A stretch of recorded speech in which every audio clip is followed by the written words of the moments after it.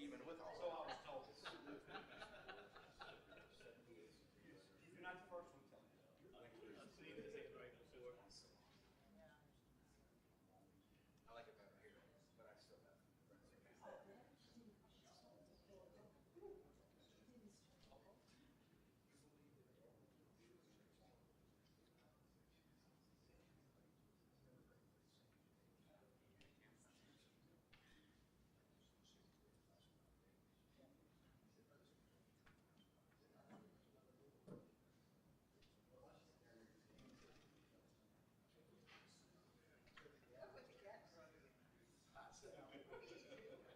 friends that do. I came to visit y'all. It's so weird being out there.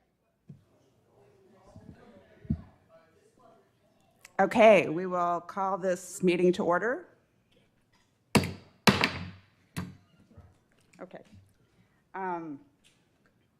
So we'd like to do a roll call, please. I'm going to take care of the roll call. Mr. Patterson? Ms. Johnson? Here. Mr. Davenport? Here. Dr. Miller? Here. Ms. O'Connor? Here. Mr. Weiss? Here. Mr. Crute? Here. Okay, our next item of the agenda is item of business is approval of the agenda. By voice of acclamation, can I have approval of the agenda for tonight's meeting? Well, I move that we approve the agenda. Second. Okay, all those in favor? Aye. All right, the agenda has been approved. Okay, now we are at the public participation portion of our meeting.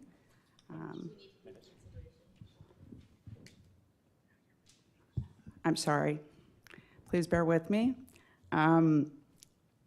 So we are at the consideration of minutes for the meeting that was held on March 15th. So I have, I was here at that meeting. I think four of us were. I moved that we approved the minutes. Second. okay, so are all in favor of approval of the minutes? Aye. All right, the minutes have been approved. Okay, now we are at our public participation portion. So I would like to invite anybody that wants to speak from the audience. You do have 3 minutes to make statements on non-agenda items. So, We did not have anybody signed up prior to speak, but we have a couple who've signed up here. The first would be Jake Romaine. okay.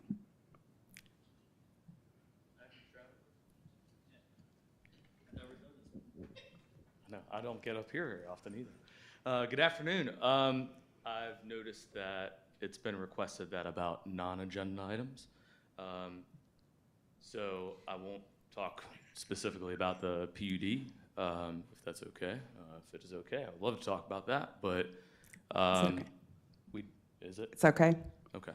I think that there are a lot of people in attendance that are very curious about planned unit development, including myself. So I'm part of the Farmville Affordable Housing Alliance, which is a group that has put in an offer to buy the Longwood Village. My partners are in attendance as well, Nash Osborne and Michael Diefenbach, and Karen Caton as well.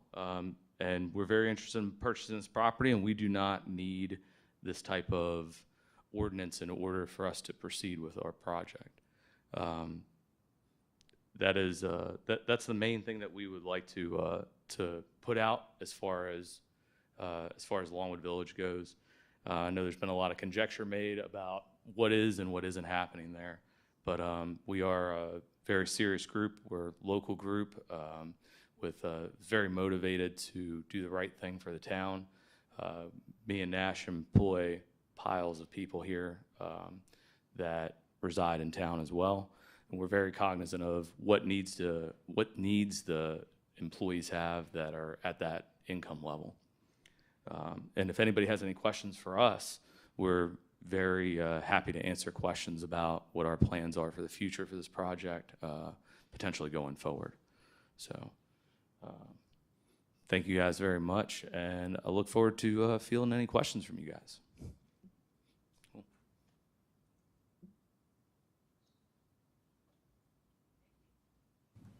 Next is Mr. Gordon.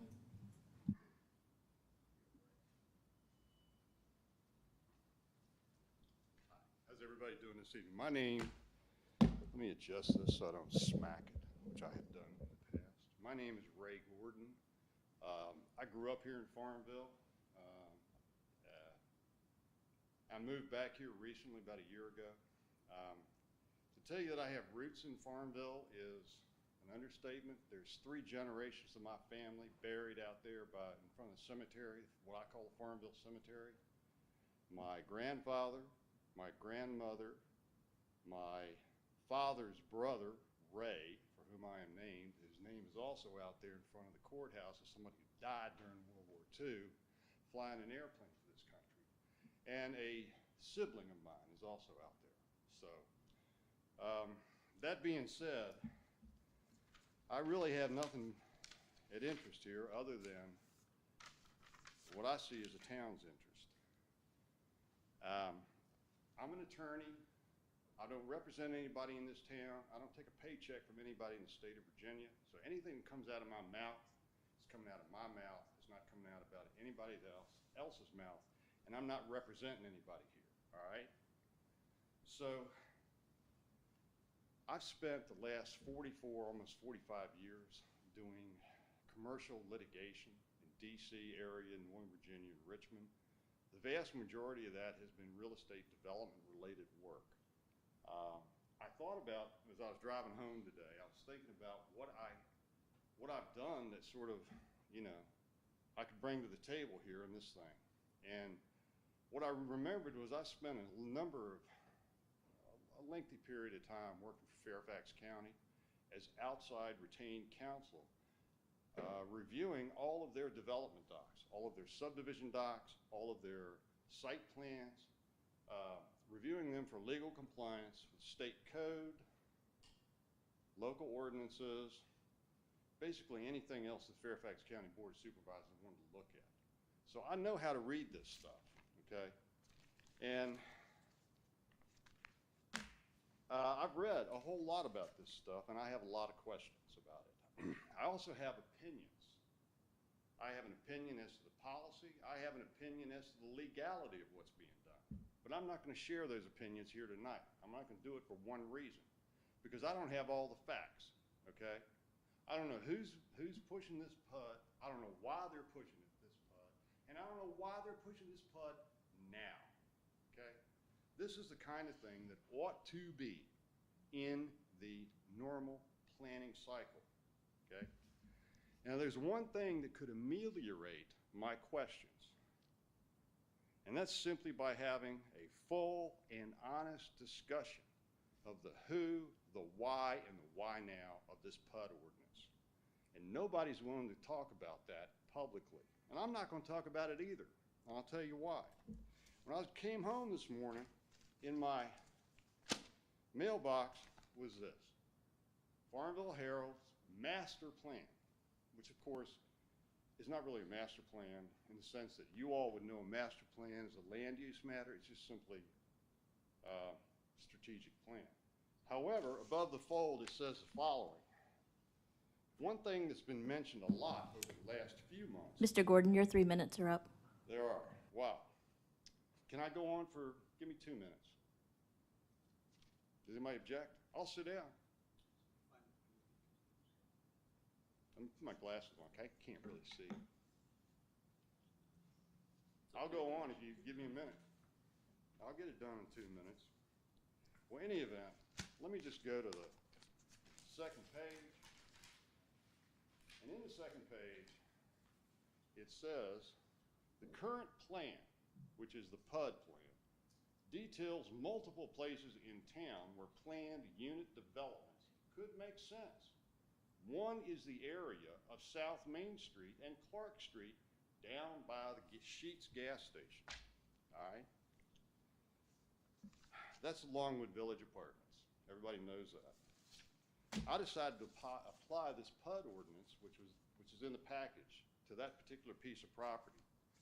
And let me just say, the PUD ordinance starts at 24 dwelling units to the acre, and a developer can buy his way up from there. That piece of property, and the only reason I'm doing this is the first piece of property mentioned. That piece of property is 20 acres.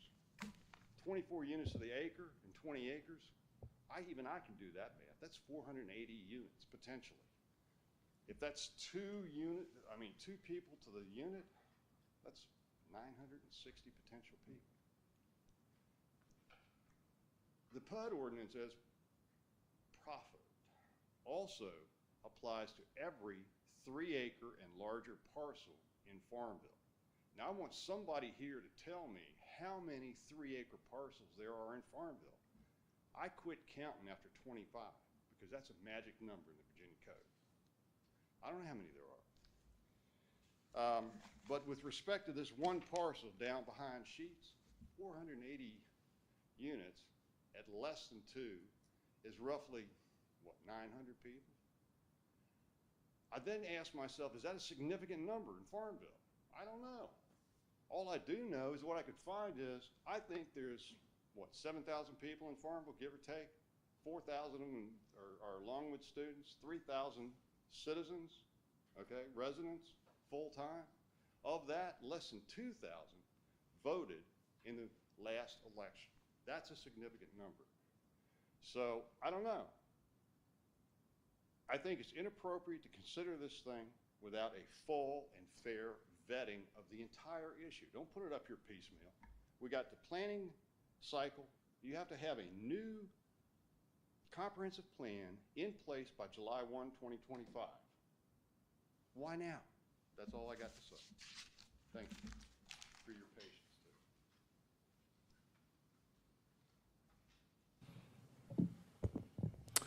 today. Good evening, everyone. My name is Cam Patterson. I'm chair of the commission, and I do apologize for my tardiness. When work needs you, you stay to answer the call, but I do look forward to capturing the public comments that I missed via the recording. But are we still in the midst, Mr. Davis, of public comment? I mean, Ms. Austin, sorry. That was the last person we had signed up for public comment. Excellent, thank you.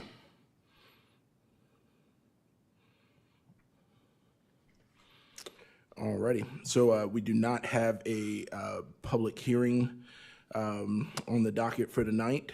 We do not have any items for old business. And so we will move into our new business with a discussion of the Plan Unit Development Draft Model Ordinance. Would you like me to give some background before we get started on a I discussion? would love that. Thank you very much. The draft model was compiled using the City of Lexington's ordinance as a template. In response to Commission's inquiries about density bonuses, the staff has included several potential items that can be incentivized with density bonus multipliers. Please note that the maximum density prescribed by the comprehensive plan for mixed use is 24 units per acre. This is in contrast to Lexington's minimum density of 20 units per acre. The staff has also included a requirement for a utility capacity study at the time of rezoning application. Lexington has no such requirement in their PUD.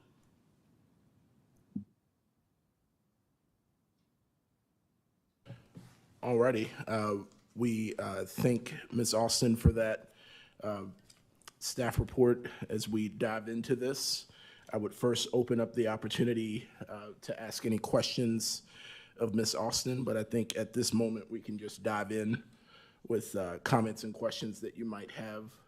We can take this section by section, which might be the easiest. So maybe if initially we kind of focus on the first page of things. Dr. Miller? And forgive me for my ignorance if I'm just misunderstanding something, but I just wanted to clarify what just, kind of a, on 29, Tech 26.1, B, that second paragraph, It says the PUD process is not intended for property owners to circumvent the variance process for individual structures or properties for bulk requirements such as height, setbacks, minimum street frontage, et cetera, et cetera. Now, I see later on that there's, some stipulations about the height of the buildings, 29 text 2610. But then the previous section, 29 tac 26.9, they're talking about minimum setback ranges shall be specifically established during the review and approval of the concept plan. So if the setbacks are going to be established during the review of the concept plan, isn't that flexible enough where something wouldn't need to be circumvented? Like there wouldn't need to be a variance? Is my question making sense?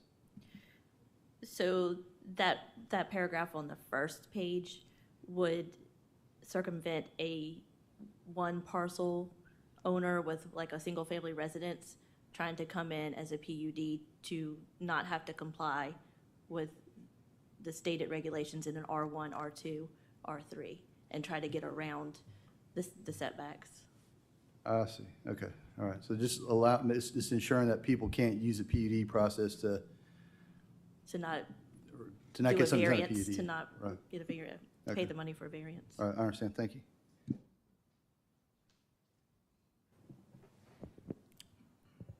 Any additional questions? We'll let folks ask as they come.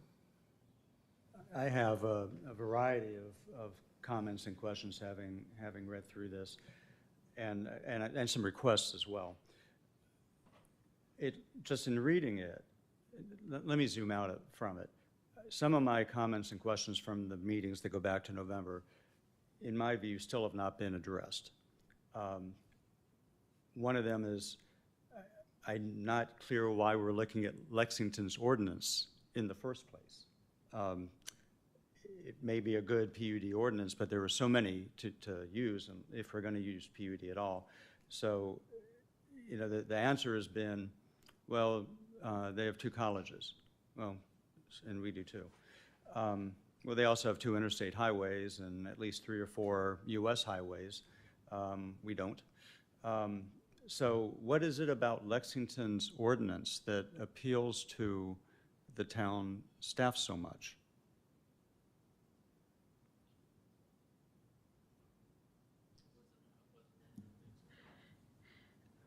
I cannot speak to this completely, but I do believe Lexington is very comparable to the town of Farmville, and one of the reasons that it was used most heavily. So if that's the basis, I encourage again, if we're going to look at PUDs at all, why don't we look at our own county that surrounds most of this town? Prince Edward County has a PUD ordinance, and it has the same 2 colleges we have. And I'm not trying to be flippant here. This is just, it's been bugging me about this from the get-go. We don't have to go far to look for a model. We have one right here in Prince Edward County, if we want to go with something. And I would think Prince Edward is comparable as well. Obviously, it's a county, not a town. So that's one of my concerns is, are we using the right model in the first place here? Secondly, I'm still not clear what problems we're trying to solve. I've said before, and I've been public about it, I like PUDs in concept, but I'm not clear, maybe to one of the other gentleman's points, what problem are we trying to solve, but why now?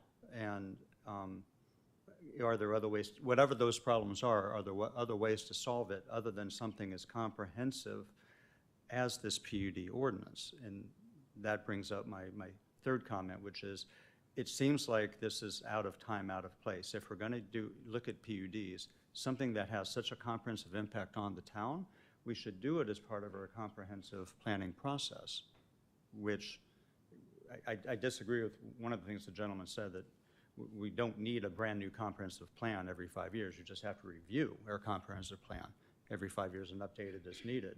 And so it just seems like this whole exercise, whatever problems it's trying to solve, would probably not probably, to me, are better addressed comprehensively in the comprehensive plan process. So I would appreciate the staff's views on why we're not doing this as part of the comprehensive plan process. Let me help you with that one. If there's only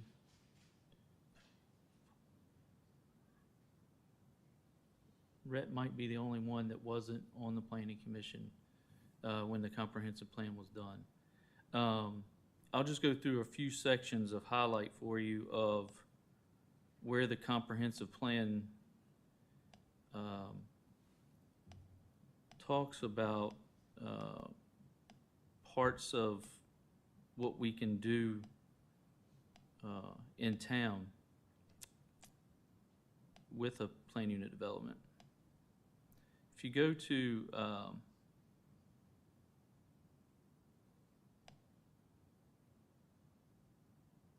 I just reviewed this the other day. Bear with me.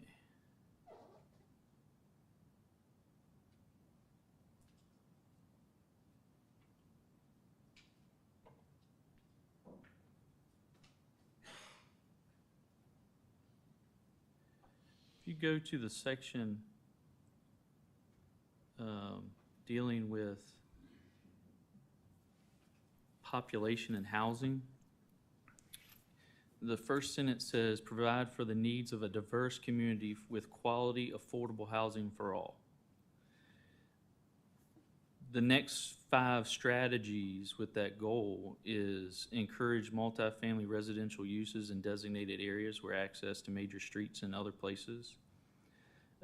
Support Habitat and other organizations that increase affordable housing in Farmville. Promote a downtown adaptive reuse and the provision of housing above commercial uses.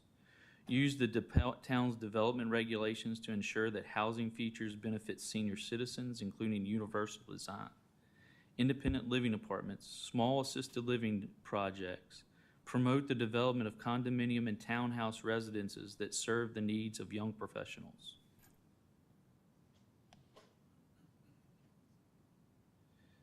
In that same section, it talks about the trends of income and poverty in our area and what the national level is at most. Says the poverty rate for Farmville is 35.9%, roughly 3 times higher than the national average of 12.7%.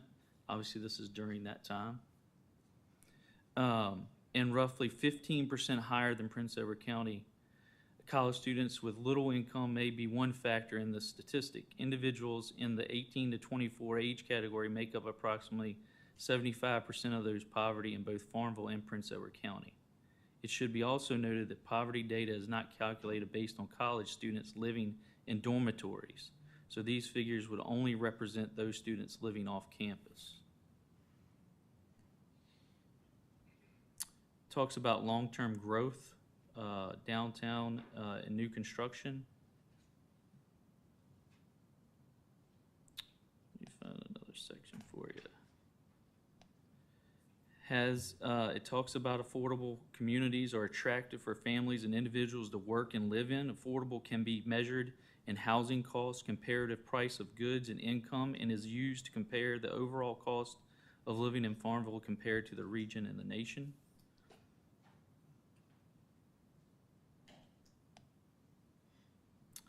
Housing initiatives. Just the first paragraph, it says the housing initiatives of Farmville should provide opportunities for the construction, rehabilitation, and maintenance of housing to meet current and future needs of residents. Providing for a diverse population means ensuring that housing options are available at all income levels, including families and individuals at or near poverty. Through this comprehensive plan's public survey, Farmville residents expressed a desire for new housing development. Single-family homes, housing for seniors and the elderly, duplexes, townhouses were the most desired types of new housing. Balancing the citizens' wish for maintaining a small-town feel while promoting growth and attracting young professionals to the town is a key endeavor.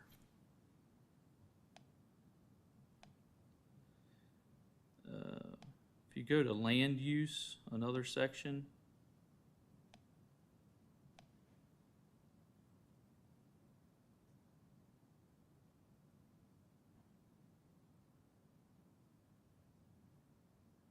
and I'll get there in a minute. Scott, while you're looking for more sections, if I can just summarize what I think I'm hearing you say is every provision you've just mentioned, unless I missed something, has to do with housing of some sort, affordable or otherwise. I'm gonna get to economy in a minute. Okay, okay. You have me in suspense. I'm gonna go to land use. Land use, the goal, plan for a balance of compatible land uses meeting the community and economic needs of a growing town. One is developing the triangle in relations with the town and the university. Encourage mixed use in the downtown, including residential units, which we talked about as part of the housing mix. Allow for a wider mix of residential types, including accessory dwellings and live and work units. Reduce minimum lot sizes to encourage more compact, efficient, and affordable residential development. Allow for higher density development in select areas. Promote infill and redevelopment in appropriate areas of existing development rather than growing the town outward. Instead of doing boundary line adjustments with the county, we have several large acres of land in town to do infill projects.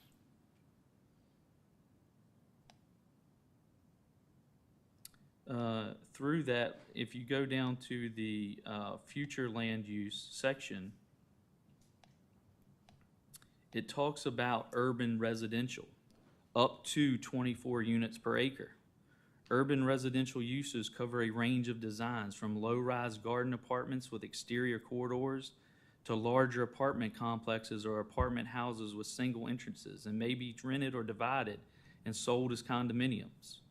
It goes on to talk about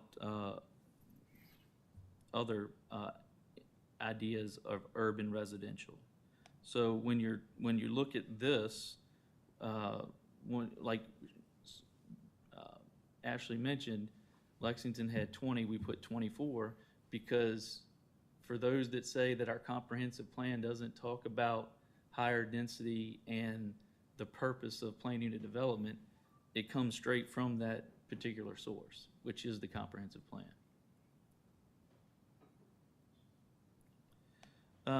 If you go to the economy section,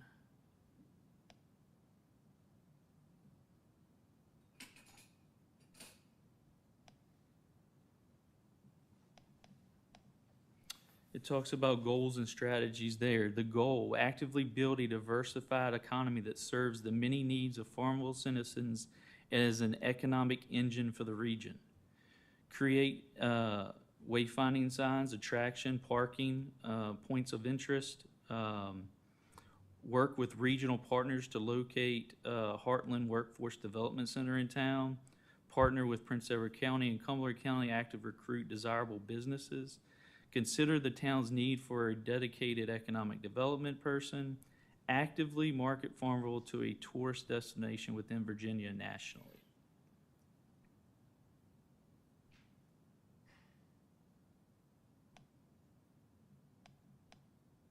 In here, it goes into talking about existing businesses, employment, income, the labor force,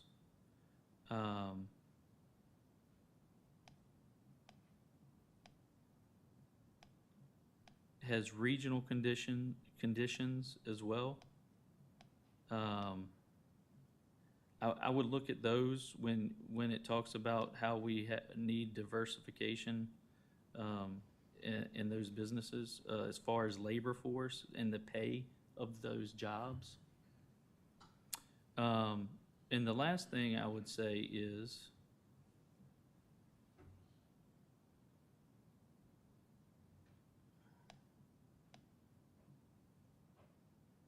under implementation.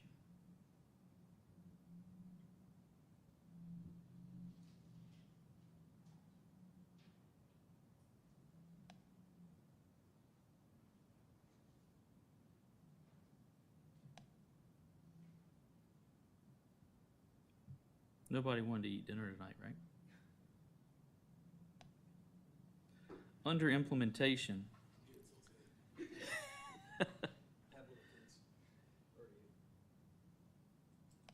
Under implementation, it says, in the Commonwealth of Virginia, all cities and towns with a population of 3,500 or greater are responsible for maintaining their public streets and right-of-ways. The town receives, oh, nope, that's transportation. My apologies. Implementation. The first paragraph says, the comprehensive plan is intended to be a dynamic document, evolving and changing to reflect the needs of the community, which means it's not stagnant. It can change. It doesn't have to wait till a 5-year review. It can change yearly, monthly, as needed. The Planning Commission and Town Council should refer to the comprehensive plan and consider its vision prior to making recommendations and decisions. Code of Virginia 15.2.2232 states that the comprehensive plan shall control the general or approximate location, character, and extent of each feature shown in the plan, consistently measuring each land use application and budgetary decision to the long-range vision of the comprehensive plan ensures proper implementation. It talks about in that implementation annual review, and so on. And so what I would say is that the current document you have has different details about what we're talking about with a plan unit development. It talks about housing, economy. It talks about this being a evolving document. And actually, a lot of the goals and strategies are already in here for some of what we're trying to do with this. And that is create space that has multiple types of uses that the current planning districts do not do unless you do them by themselves. Or follow the set perimeter setbacks. And so if you're asking me, that's what this allows us to do. So I don't know if I answered your question on some of those or not about the comprehensive plan, Rhett. I appreciate the snippets you shared with us, most of which were housing, a little bit about economy, but it doesn't answer the fundamental question, which is, should we be, to your point, looking at the comprehensive plan next month or this year, not wait 5 years, but take this up, the PUD effects, as part of comprehensive planning, not do this piecemeal. And again, I think the question that keeps coming up is, why are we doing this now and not doing the rest of the comprehensive plan now? What is it? What's driving this? I don't think we have to do the rest of the comprehensive plan now. The comprehensive plan matches for what we're trying to do. I don't see that. Okay. Yeah, but I do see that. I agree with you. We can look at the comprehensive plan at any time or many times here. But you raised two other points, which, and I don't want this to keep going on with snippets out of the comprehensive plan. The broader point was, should we be doing this as part of comprehensive planning, not piecemeal like this? But two other points that you raised were, one, if a big part of the comprehensive plan is commercial or business development, economic development, shouldn't we bake that in to any PUD ordinance? Shouldn't we require that as part of a PUD? It's not just housing. It does say a mix of uses, but should we be requiring the business base if we're giving a developer this kind of latitude so that the tax base increases, the town isn't hit with big burdens from much higher density housing that doesn't have the matching business to go with it to help pay for all the services. My final point is, and you just touched on it, is, and I said this in one of the public sessions we had, I believe that to do PUD right, we need to include an economic impact analysis. So what will this PUD do to the town? to make sure we're looking out for all the citizens, not just accommodating a developer. And, you know, include in any PUD ordinance a requirement that the developer provides an economic analysis or fiscal analysis.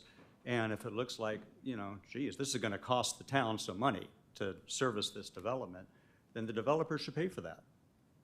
And I think that's reasonable. And it's, you know, it's happens in other communities too, but, you know, it's just an example of I've given this feedback before and it's not in here. And if it's not in here, I just would like to understand from the town staff why it's not in here. I guess the question is that the feeling of the majority of planning commission? So, like, I'll give you an example. If I don't have four, well, they're not all here, but majority are here. If I don't have 4 of them that tell me that that's what they want to see, no offense, they know this, one of them doesn't get something that the majority doesn't want. No, fair point, fair point. But it would be nice to know, again, the town staff is pushing this, and so it'd be helpful to understand why the town staff doesn't want to do it, whether it's my request or 7 of us are requesting it. It would be helpful to have the feedback. Well, I think I'm not going to speak for Lee, who was here we- prior, but I would say that if he didn't have that same feedback from the majority, that's potentially why it's not in there. Can we go to Patrick, and then I'll open it up broadly if anyone has comments to share about what's been said thus far. So I just want to clarify one thing. Are we voting on this tonight? No, So this absolutely not. this is just an opportunity To to provide ask, feedback. provide feedback, and ask specific questions Absolutely. about why verbiage is written in a certain way, and perhaps propose verbiage changes. Okay, so 'cause Say what you like, what you don't like, what you want to change, questions. Yeah. Some we've had to answer later, probably. So a couple, I do have more comments as we go through the remainder of this document, but a couple thoughts overall. I think we're past the point where staff should be required to defend the proposed PUD. I think it's ultimately up to us as a body to decide at this point, whether this is something we want to move forward with or not. It's been recommended. It was recommended as part of the comprehensive plan. And I now think it's incumbent on us to make a decision at a future date, whether we move forward with this or not. I will say an overarching thought that I have is, consistently in this body, in public hearings, in the media, this is tied to a specific parcel, a specific project, which we have now had, this group have to publicly comment that this is not for, even though there have been multiple comments by this body to say that this is not, because of anything else going on in the community. And so I think I'm fundamentally challenged by this thought that we're solving for a problem. And so I think, what I would recommend you all as my peers is that we look at this as whether it's something for good governance or not. I don't want to solve a problem today. I want to set up a mechanism so that, the town can solve a problem in 20 years and can develop in 30 years.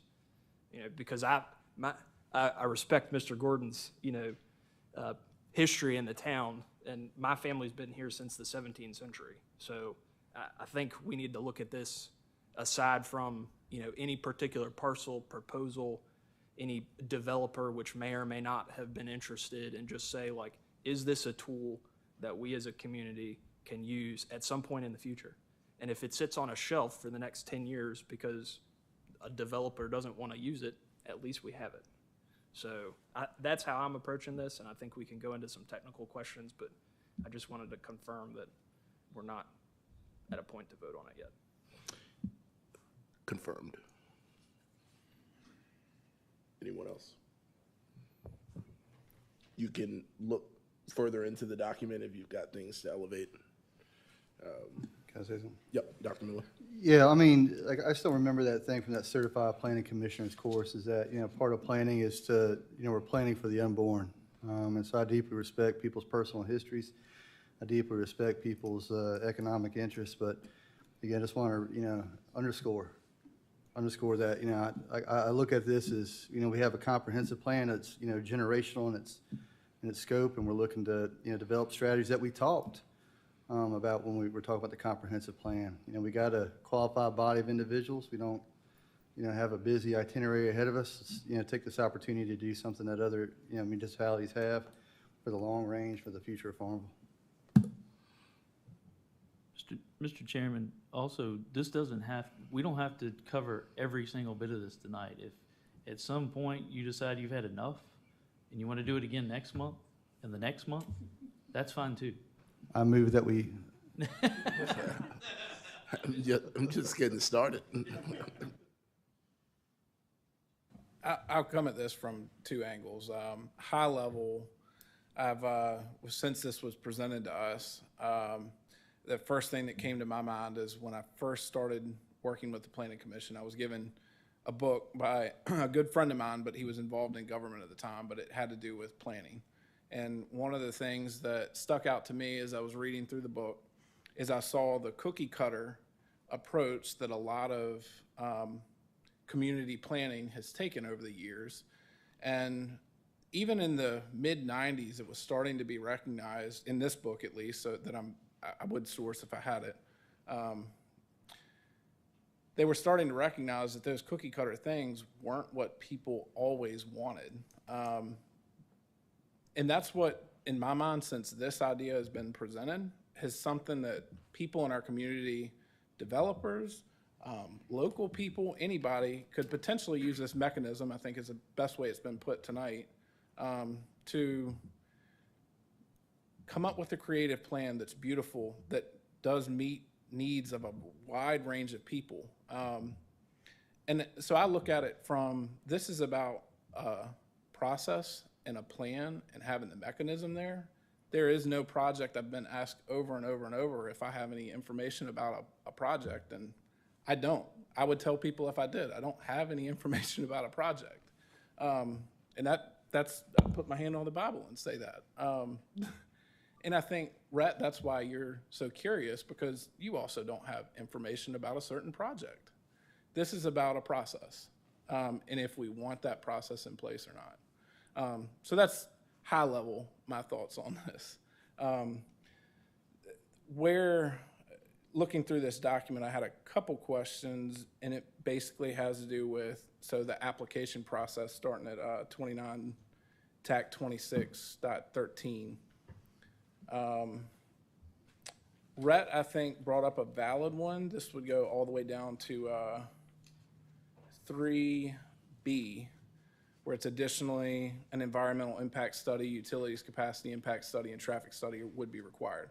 That'd be the perfect place to add in economic studies or anything that we desire should be there. Another thing I wondered, I didn't see anything on timeline in here. If a developer or a local person came in and decided they had this master plan, they went through this entire process, and the property or the group of lots set, is there a point at which this is sunset, or it would be reversed or stopped? Would it go back to the original zoning of the area, or does it stay in place even if a developer decides they're going to stop their project? And I didn't see a lot that addressed that, unless I'm missing something. So traditionally, when you rezone a piece of property, it doesn't run out. I mean, you've rezoned that piece of property for a plan unit development. But remember that for a plan unit development, for it to go through that process, they've got to have a master plan that's tied to that. So unless somebody's going to do that same master plan, they'd have to go back through the whole process. If they have a different concept, let's say it was sold, they would have to go through the whole process again, through the Planning Commission, the Town Council, and all that, for a master plan to be accepted again.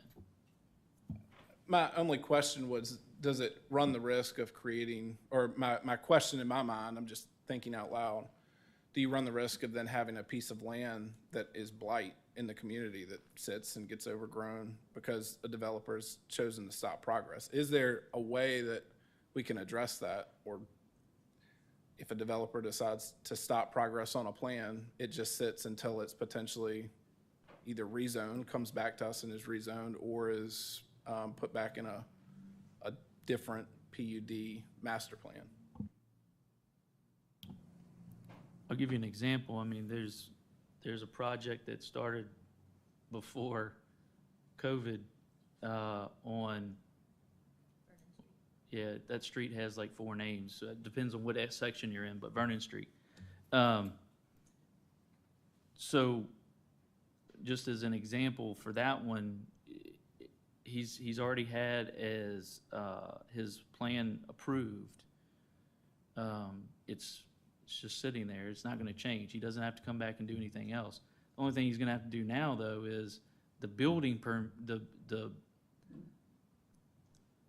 the uniform statewide building code has changed since he got that permit. So your building permits will run out, and you'll have to follow, and you'll have to go to the new building permit regulations.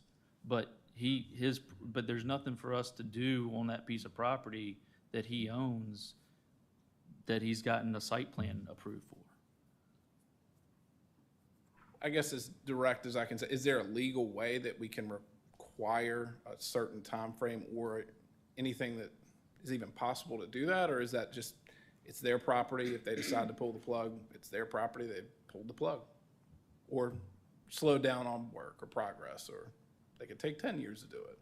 There is no way for us to address that. I can ask our town attorney that question to give you a legal advice. I can't give you that specific legal advice. If you can put that into the ordinance or not, we can check. Fair enough, if it's not sure, but I think that should be part of the discussion for that. We can check the site plan to see if there is an expiration on the site plan process.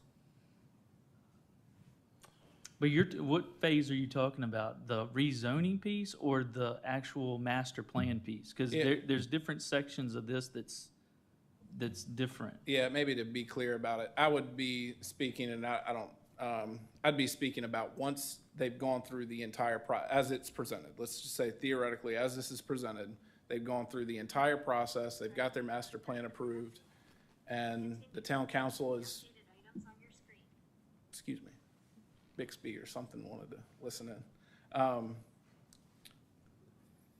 All of that is done, and it's at the stage where now it's in the property owner, whether they're a developer or a local landowner or something, they have their site ready to go, and it doesn't progress in any, there is no, it just sits, or they decide, hey, we're not going to do it. We went through the process, and that's where my head is at on it. I mean, if they haven't broken any ground or anything like that, no. I mean, there's nothing, I mean, that property's still the same as it was when they applied. There wouldn't be anything that we could take away at that point. They hadn't gotten any, you're saying they haven't gotten any permits or anything? Would have permits, would have all this entire process approved. The development would already be, or a plan unit development, the property and everything would already be in place. And yeah, their building permits would be ready to go, and they've decided to stop. Yeah, at that point, the only thing is that it's the same law that we follow now, is that you can't, what are you trying to revert back to at that point? I mean, if they've already gotten all their I'm not following. Jerry, let me see if I think I follow your example. Let me see if I can summarize it.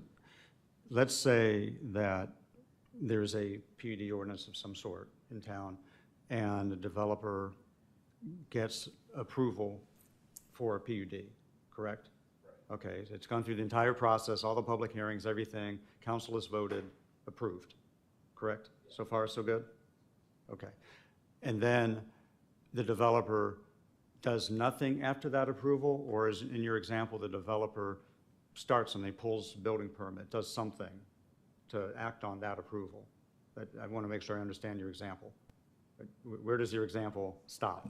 About right there. They're, they're getting ready to start work and then they stop. They Okay. decide they're not going to. So they've pulled permits, but the economy turned on us, we're not going forward, something like that. Okay, all right. So then your question is, does the PUD that approval just last indefinitely, or does it time out, or can we ask that it time out? Right. Is that, That's fair enough, yes. That would be basically, is there a way to potentially? So you're saying it would revert back to the previous? So whatever the underlying zoning was before the That PUD? would be my suggestion. I don't think the rezoning would revert back. You could put a timeline on the master plan being completed. But you can't, once a property's been rezoned, you can't take away the rezoning of a piece of property.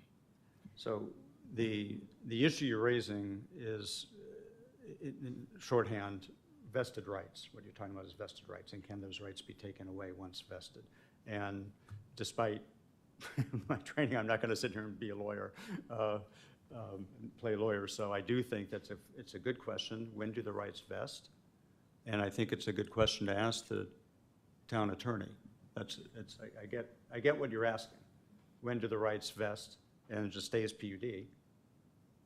Or is there a legal way for the town to say, we've waited long enough, we want to go back to the way things were before PUD?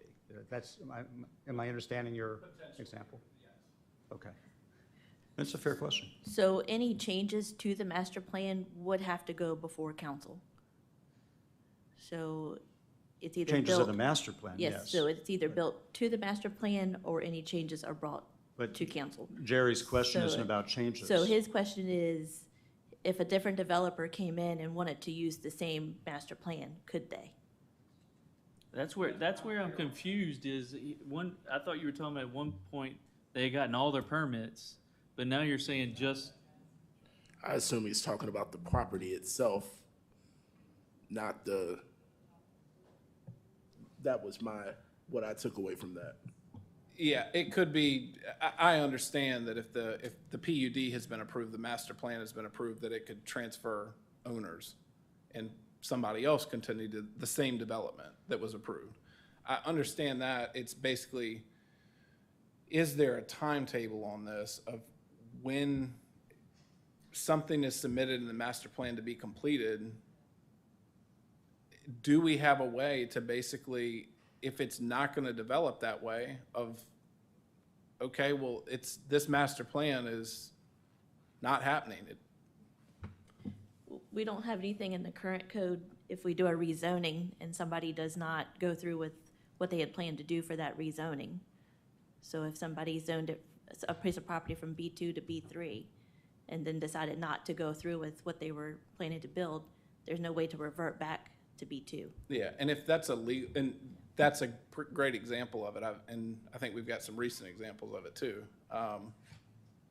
What happens in that case? I mean, if there are no, that's something that as the approval process goes through that we have to weigh, like what if this doesn't go through or doesn't continue?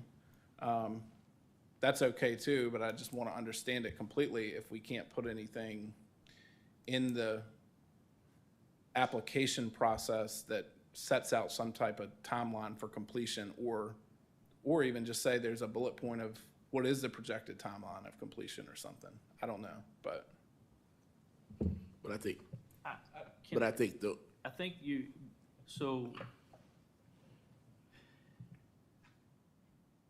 I'll use this as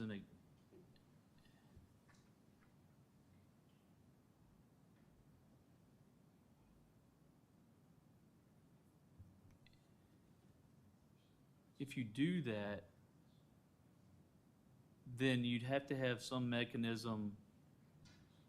So if someone is developing a 25-acre parcel, well, obviously, that 25 acres is probably, they're gonna do it in phases from a cost standpoint, I'm assuming. So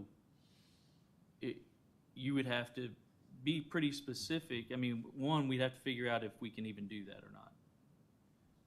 But I think after that down the road, one of the questions would be I would ask is, if you do that, at what point, they're halfway through the project and decide not to. So at that point, are you going to do anything about that? Or if it's just the project in general at the very beginning never breaks ground? Because if somebody puts in, you got a 25-acre clear parcel, and somebody builds, the first thing is a strip mall, and then follow that is their plan is a condo, and then a senior living area. I don't know, some green space. Well, they never get to the third phase of this senior living space. Is there any mechanism then? Or is it just at the very beginning that they never broke ground? So, I mean, I think those are two different but I mean, there's a factor cases. that, Yeah.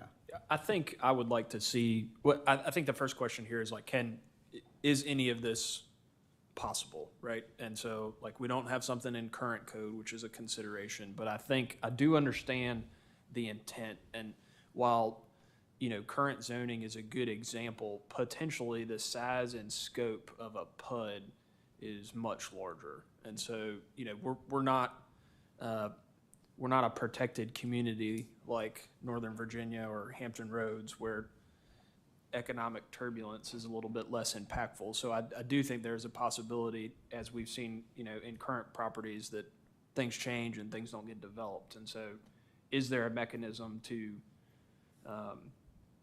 encourage completion or allow for flexibility to re-examine that property? I think is, something I would echo that I'd like staff to look into. And if the answer is no, there's no mechanism in state code or local code that would allow for that, then the rest of the conversation about specifics, about where we would draw a line or whatever is moot. I would also be interested in going back, because a few folks now have mentioned that economic impact study. So I was just curious if there was more thought on that. I would echo it. I guess my only question there is like, and this is my own inexperience on this side of the house, but like, does an environmental impact study, a utilities study, give the town the economic impact to the town for that particular part? Or does there need to be, if we aggregate the data from those existing studies that have been called out, does that get us the information that we need, or do we need a standalone? That's my only question. And if the answer is we do need a standalone, I agree. I think there has to be a balance in this, right? Like, if people want to develop, which I would encourage, then they need to do their part to support the overall infrastructure of the town. So my question for that is, because I've heard it a few different ways, are we looking for an economic impact of the town? In other words, is it going to show what jobs it's going to bring and all of that? Or are we just looking at a physical impact of the town? In other words, is it going to overburden the cost of the town? So that's a good question, Scott. Because they're two different things. Yes, and to be very precise about it, both. So Okay. I think both matter. So by economic impact, I'm referring to jobs, improvement to the tax base, diversity of jobs. Are they good jobs? Are they barely minimum wage of, what kind of jobs? And the fiscal impact would be, there's some relationship, because if it's economic impact, it may be improving the tax base, real estate taxes, sales taxes, other taxes to the town, to help the town budget. In the meantime, though, until those taxes start to roll in, there could be a lot of expense to the town to improve roads, sewer, water service, whatever it may be, that the town has to provide to serve the project. And that's going to be a cost to the town, and or cost of the developer. So who's bearing that cost? Are there social services, other services, fire services, police services, and now we need another police officer, another police car, or this sort of thing, to really understand what's the impact of whatever the project is, or the series of projects, because if the PUD ordinance is successful, then maybe we'll see a lot of very interesting, creative, as you said, beautiful developments. But they all come with impacts and costs, and so I think it would be in the interest of the citizens to make sure the town isn't agreeing to something that becomes like a big whoops. You know, it really was more, there was no positive net economic impact, and it cost the town a bunch of money.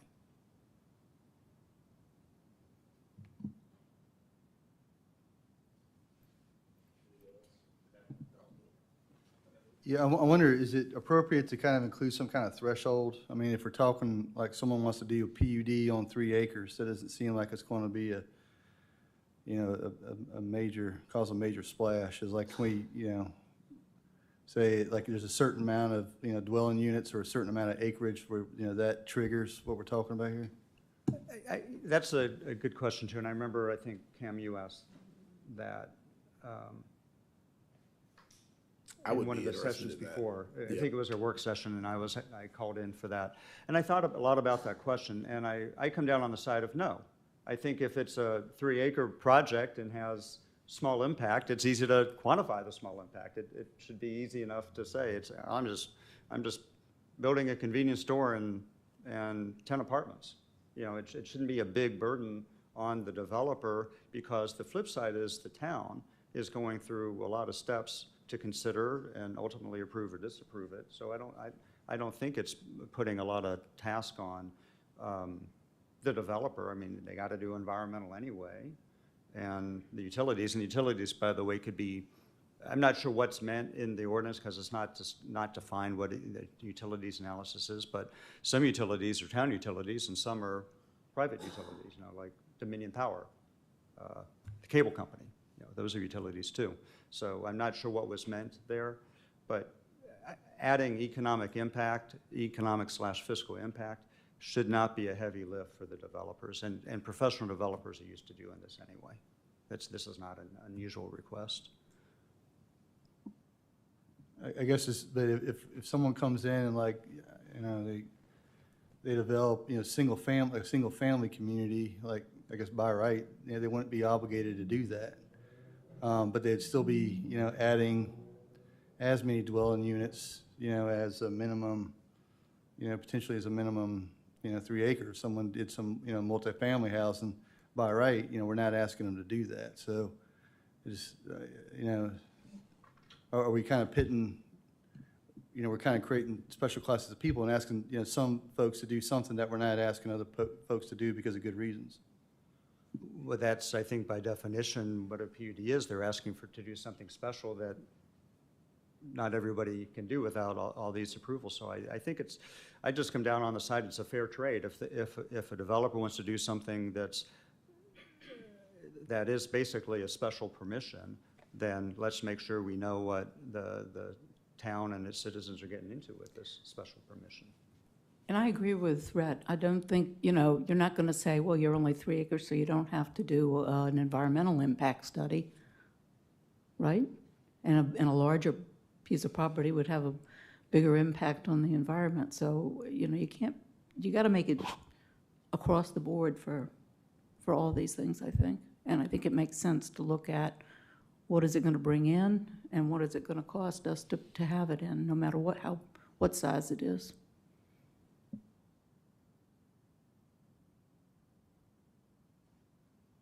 Anyone else? So Patrick. I had a question about the density bonuses, specifically 29 TAC 26.8 E. So I think, and maybe this kind of ties into our previous conversation, like the construction of of all amenities makes sense to me except transit stop. And so, I mean, I understand the intent, but it seems like that's a cost to the town as well. So was that considered in the identification of that as a bonus factor?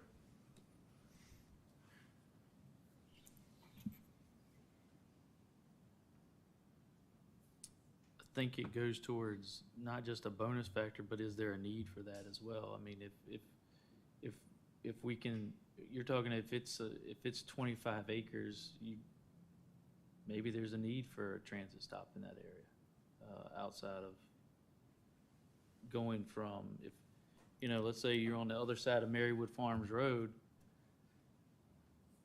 and you've got to walk to the next transit stop that's at Walmart, or I'm using that as an example.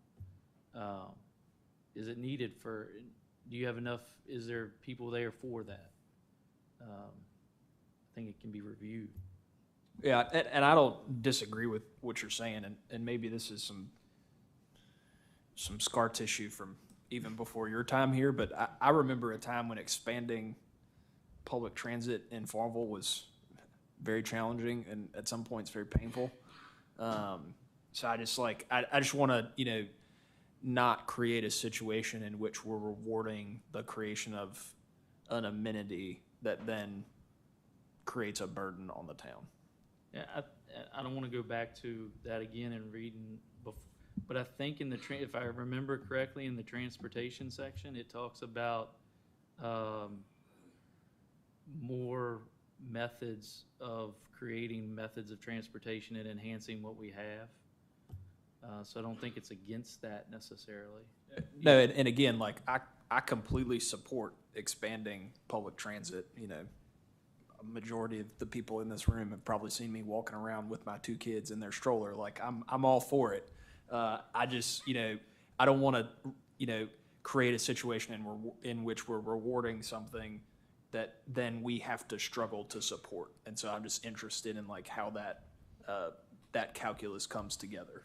That's all. Well, luckily, most public transit never makes a profit, ever. In Farmville, we actually do better than breaking even. So we're one of the few public transit entities that breaks even. Majority of public transit is in a deficit because we're offering a resource for those that need it.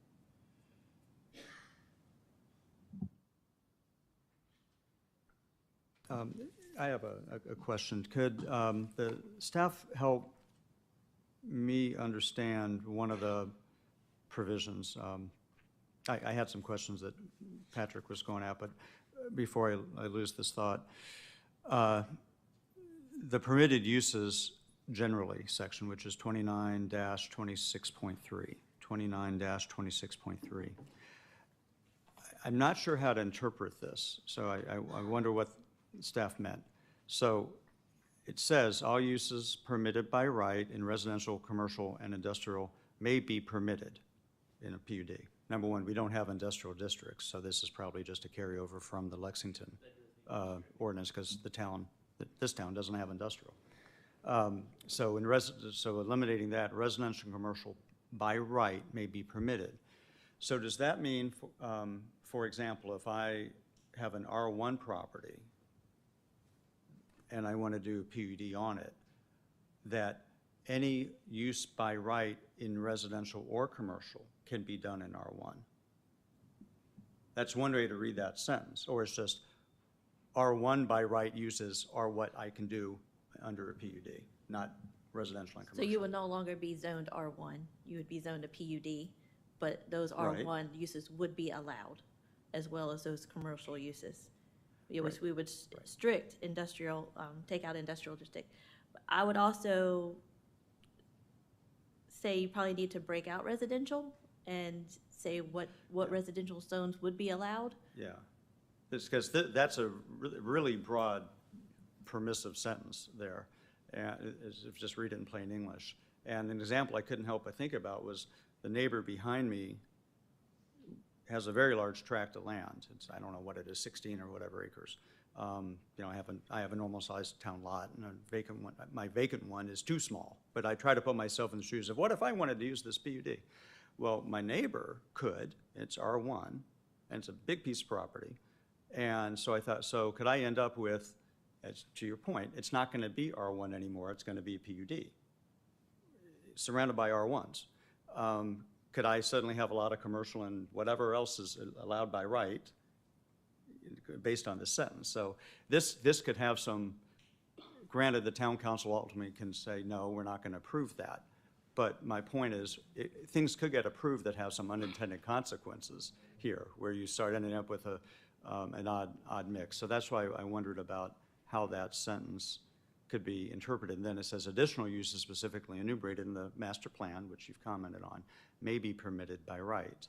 And so I just want to make sure that we have good controls here. Number one, I think, it's just maybe me speaking, that we should require commercial or retail or something to help pay for the higher density of residential,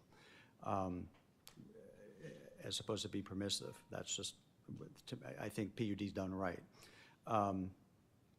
So I just want to make sure we're thinking carefully about the mixes we do create with the PUD. It goes back to my economic and fiscal impact. We don't create either too much density in housing and don't have the business for it, or conversely, we have this weird mix of business and residential in a place where the business doesn't really belong because everything surrounding it is still residential. So I want to be thoughtful about this. But in saying that, I think it's what you said as well, that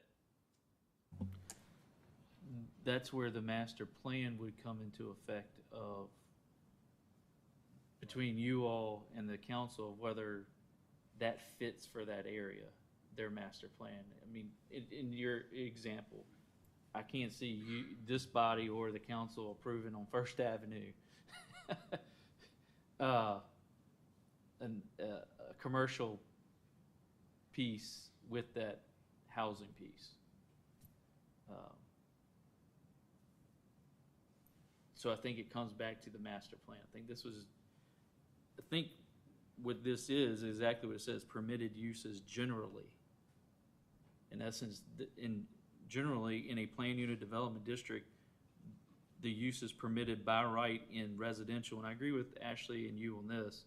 We need to spell that out of what type of residential uses, because we have 4 different residential zones. You could have, Basically have single-family homes, we have duplexes, we have multifamily and mobile homes. Right. 1, 2, 3, 4. Right.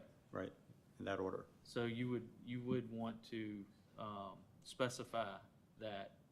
I agree.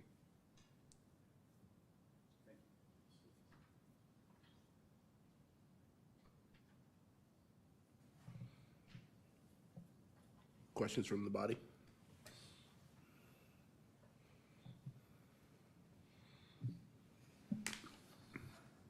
I've got a couple of questions, Cam. When I'm looking at this, section 29-26.6, where it talks about the minimum area, and the minimum area shall be 3 acres, that just seems incredibly small to me, for a place, something that's supposed to be a mixed-use type of development. I mean, my neighbor's yard across the street is 3 acres. It's like, I can't imagine a mixed-use development there. And especially when then it says in the section about open space, not less than 30% of the total acreage shall be open space. That leaves you with 2.1 acres for the structures. So that helps lessen the density perspective. I'm sorry, I can't hear you. So that helps lessen the density perspective. Because we had a conversation about density before, right? Right. So if you incorporate the vacant space and those requirements, it Go ahead. helps with the density aspect of that. Well, I know, because the density is 24 per acre, and that's a question I have too. Would that be 24 per 3 acres or per 2.1 acres? If you've got to have 30% be your, of a 3 acre PUD be open space, is that 24 units on 3 acres for 3 acres? So he gets basically, what, 76 or whatever it is, 70, I can't do the math in my head, sorry. 72. 75 minus 3, yeah, okay, 72. So he gets 72, or does he get 2.1 acres, which is the amount that can have something built on it times 24. Does that make sense? So you have a little 50 maybe, you know, as opposed to. There's a difference there. And that assumes no density bonus. That assumes. Right, that assumes, yeah, you're just going let's not add straight- that rest of that math in Com- there. So those were some of that. I mean, first, I really think 3 acres is very small. I mean, in general, I think the town of Farmville is a PUD. I mean, we are mixed use. We're not a big place.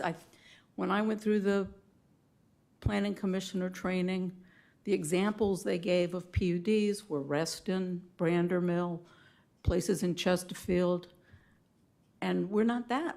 Our town is that already. So putting something on a little 3-acre plot to me just seems kind of strange for mixed use. And then, So what do you want? Like, what do you I'm think? sorry? So like, so what's a minimum that you got in mind? I don't know, but 3 seems really small to me. I mean, I still am having a hard time getting the concept of why we need this. So that's part of it, because I do think Farmville is a PUD. Of course, you're talking to a person who lived in New York City for a long time, so maybe that's why I think Farmville's a PUD. This was my answer. But, I mean, I think if you think about that in terms of the size of the town, but not in terms of the flexibility for a developer, which is how I'm looking at it in terms of it being the tool. I'm trying to get my head around, what would you put on a 3-acre PUD when 0.9 acres has got to be open space, and then you've got room for 72 units of whatever? So I think I've struggled with this as well, and I think where I've arrived is that the Reston and the Magnolia Green and Harper's Mill, like, they're not. Is there a possibility that something like that may be on one of the large parcels in Farmville? Yes, but the way I think about it, and using the New York City, like the infill projects, the neighborhood bodega kind of with apartments on top, like something like that allows developers to be creative, bring an amenity of some sort to a portion of the community, and then have the residential. Like, I think the Reston example, I think is I think will be not the norm of the uses. I think we'll see smaller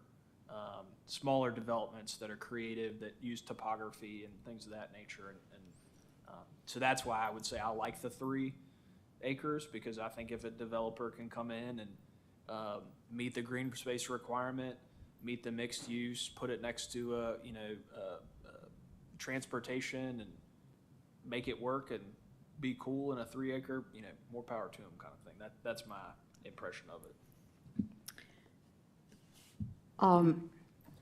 The other question I had about under densities,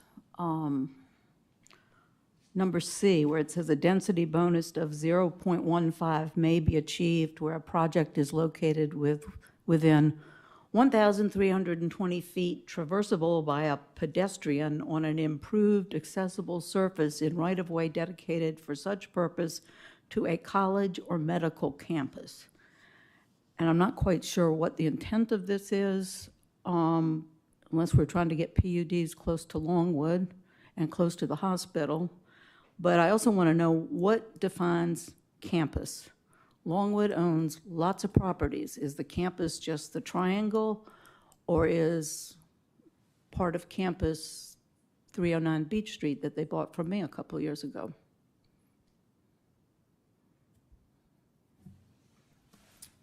I think part of that is, as we said, it's a model, and it's from Lexington, which probably has this closer to their colleges or the campus. It was their intent. I think you can change this and make the numbers to where you want it to have traversable paths that lead to some other development or some other street. It doesn't have to be those specific areas that it's accessible to. I think that's something that you should look at and adjust and say, what could you give that for? That's, the whole point is to make it pedestrian friendly, so to where. Okay, well, Make it where. okay. It needs- Traversable to yeah, what? better ways to Yeah. write it rather than, as you Then- say, then take out those- the then examples those of two medical exam- and college campuses, Yeah. because that doesn't make sense in our city. Okay, I get it now. Before you do your next comment, I just want to come back to Abby's previous, like in that example of a 3 acre, and I just want to confirm that staff's going to come back with an answer here. Like, is it the 2.1 or the 3? Like, what's the ratio? Like the 24 units per acre. What does that mean when you come into green space? Because depending on the answer there, I think I have recommendations. We'll get Ashley to do the math for next time. Thank you. That was also a great point, Abby. I'll just piggyback a little bit on section C right there. I do appreciate colleges or medical campuses, but when I read that, I was thinking right off the bat, that fits right in line with the comprehensive plan of trying to improve pedestrian walkways and connecting trails and paths and different things through town. And I'm like right on it, but I do believe it could be worded a different way to include what we desire it to be, which, maybe college campuses and medical campuses, but also potentially connected existing trailway systems or something like that.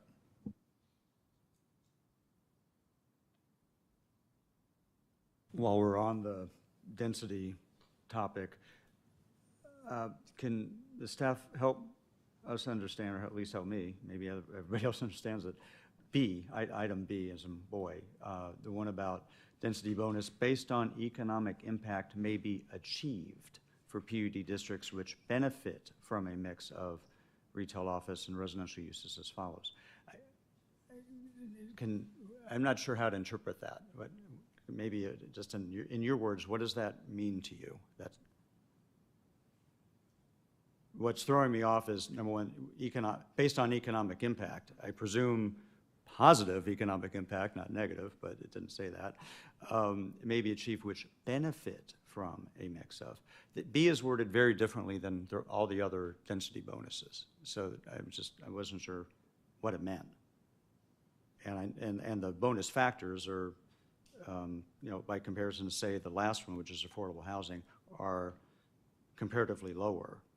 They don't scale up as much.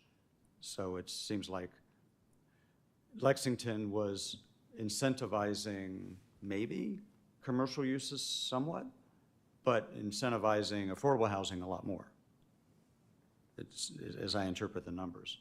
So anyway, how do you interpret B? I would say that, based on the percentage of commercial use, you'd have more commercial space would equal more economic impact, hopefully in the positive, and then you would get a higher density bonus for that bump in economic impact. How would you determine that in advance, though? I guess like to Rhett's point.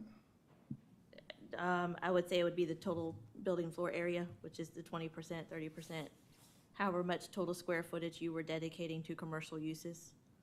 But I guess you can come in and you can say that, you can file a master plan and say, I want to put 30%, of my total floor plan commercial use, but that doesn't guarantee you're going to have a tenant, or you're going to have like a profitable tenant that actually makes an economic impact.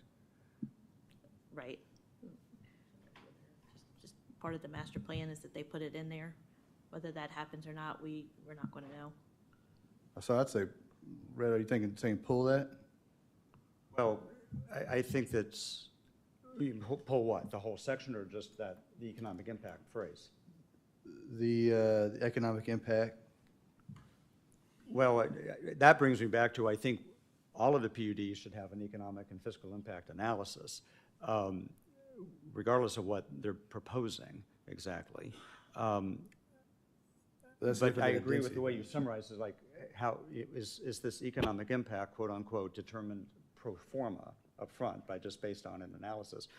In your example, we're going to have this tenant or these series of tenants.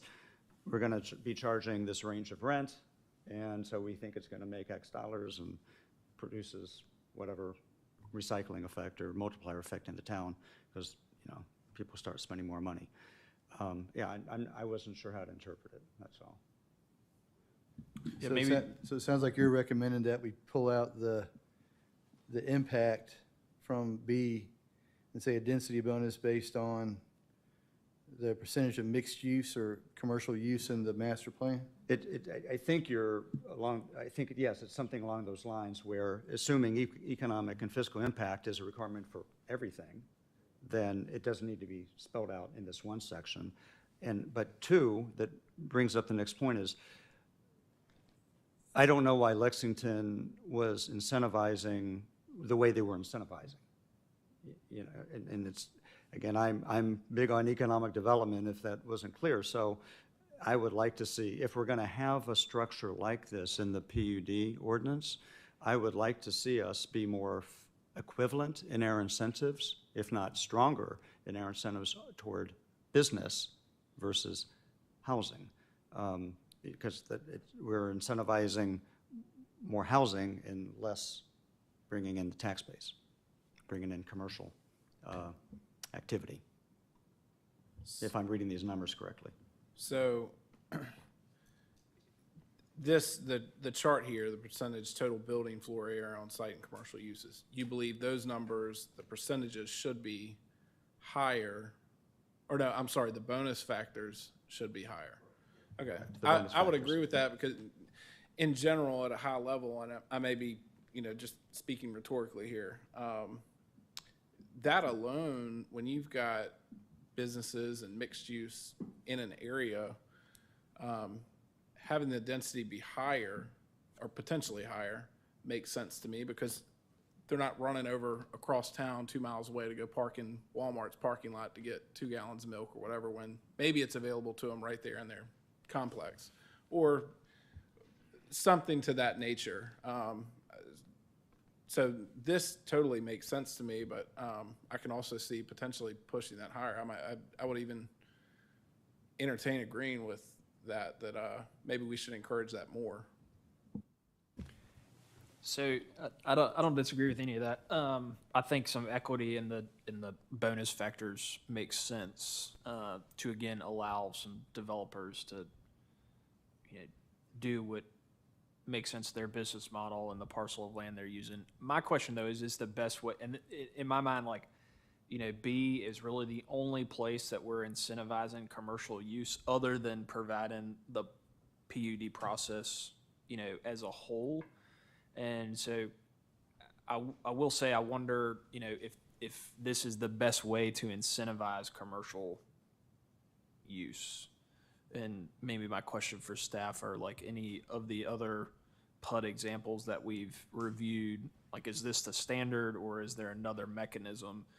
Just thinking, to some of the public comment hearings where we do have a fair amount of commercial space that's open right now. And again, trying to separate the current from the future, but I don't want to put all our eggs in the commercial floor space basket and we just create a situation in which we have, ongoing vacant properties. And so is there another way? I think I'm curious from staff's perspective, do you feel like you're beginning to hear some helpful things that would help with an adjustment? And I do think, we can keep going as long as folks want, but knowing that we're not voting on this tonight, we've got time to see the evolved draft that staff will get back to us, and we can continue to share thoughts and make adjustments even at our next meeting. Oh, I will say this, also, as you're reviewing it and you have other suggestions, feel free to share them with us. And then you can't share it amongst yourselves because you can't do that as a group. But if you send it to Ashley, she can push it back out to all of you of what someone has shared. Does that make sense? You just can't respond as a group from a meeting perspective, but she can share your information. And I don't know that this will be back next month per se, because you have, I don't want to steal Ashley's thunder, but you have 2 conditional use permits to consider and a rezoning to reconsider next month. So your meeting's pretty full. I don't know that you want to add this again, but if you do, we'd be happy to, but. I mean, I do wonder, you know, I think we had good success with our work session. I don't know if it might be prudent at some point to circle back around and do a work session where we can, after seeing that second draft, put some extended time in. I think knowing what's coming on the agenda down the piper might determine if that's a prudent way to go about it. Hey, time is on our side. We want to, the whole, there's also been we've talked about conceptions that that we've pushed this through. Time's on our side, Mr. Chairman, so if you want to take 2 months, you want to take 3 months, we don't have to, we'll just go through the process. Cool. Mr. Chairman, just one request for staff while you're taking into account these various comments, suggestions, questions, et cetera, is next time we convene on this, whether it's in 2 months or whenever, I would appreciate some input from staff on why other approaches other than PUD aren't possible here. For example, can we, to implement some of the provisions, Scott, that you were reciting out of the comprehensive plan, can we just amend R3 to do something that it's not currently doing? Or can we amend C1 to do something it's not currently doing? Can we take what we have and amend to accommodate these future opportunities? There were plenty of communities that managed to do the Brander Mills, et cetera, without PUDs. You know, there are a lot of communities that have things that look like PUDs, but they're not. They were done other ways under their ordinance because they didn't have a PUD ordinance. They did it under their other zoning classifications, for example. Can we add more CUPs, conditional use permits? Are there other mechanisms that we can build into the ordinance short of this? Maybe this is the right answer for Farmville. And if you have some examples, Red, from experience or, I mean, those types of things that you want to share, we'd be happy to look at that as well. Just, for example, adding different types of CUPs, conditional use permits. Hey, you know, R3 says blah, blah, blah, but under a conditional use permit, you could also try this instead. You can increase your density, or you could do the regional strip mall next to your apartment project. You know, just, I mean, the examples are endless. The other key is setbacks, though, like for housing and some commercial too. So those would all have to, I mean, but it could go through the conditional use permit process, I guess. Well, no, not if it's a setback. So those are the things that we'd have to look at as well as some of those that lock you into a certain area. Not just the use piece, but more of not just the what type of use it is, but how it's configured based on the setbacks. Yeah, and right, and I that's a fair point. I'm not trying to prolong the meeting or get into a discussion about it now. My request is for when we do reconvene on this for the staff to help explain why PUD is the right way, maybe the only way to implement some of these comprehensive plan provisions that you mentioned versus other tools that, such as our existing ordinance, just amended some, you know, amended specific classifications to accommodate different types of projects. That's my request. Alrighty, so Ms. Austin, I will ask for a staff update. Yeah, today we received the letter from FEMA that our ordinance has been brought into compliance with the National Floodplain Insurance Program. So the new flood insurance rate maps and the new flood insurance study became effective today. We will be meeting on Wednesday, May 17th. We have 2 conditional use permits and 1 rezoning case before the Planning Commission. There are no other. Motion to adjourn. I so move.